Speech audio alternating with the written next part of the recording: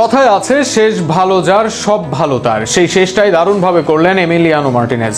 এমির Aston ভিলার অধ্যায় শেষ হলো সেরার খেতাব নিয়ে।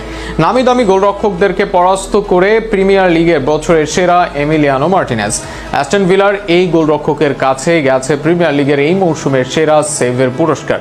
শেষবেলায় এমির সেরা হওয়ার গল্প নিয়ে বিস্তারিত থাকছে প্রতিবেদনে। জাতীয় দলের হয়ে বিশ্বকাপ, কোপা আমেরিকা সহ 4 শিরোপা, যেখানে একাধিক ম্যাচে টাই ব্রেকে হিরো হওয়া, এছাড়া অ্যাস্টন ভিলার মতো মাঝারি মানের ক্লাবকে নিয়ে চ্যাম্পিয়ন্স লিগে যাওয়া ও কোয়ার্টার ফাইনালে নিয়ে যাওয়া দলকে।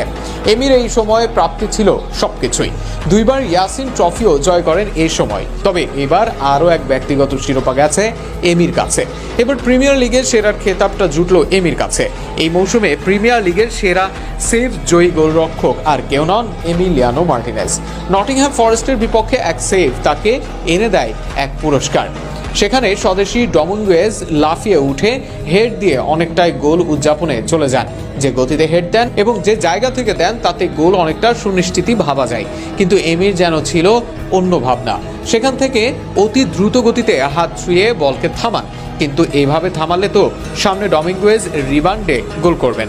এক মুহূর্তের মধ্যে বল থামিয়ে সেটিকে এমন জায়গায় পাঠান যেখান থেকে সহজেই গোল করা সম্ভব নয়। ফলে সেই যাত্রায় রক্ষা পায় অ্যাস্টন ভিলা।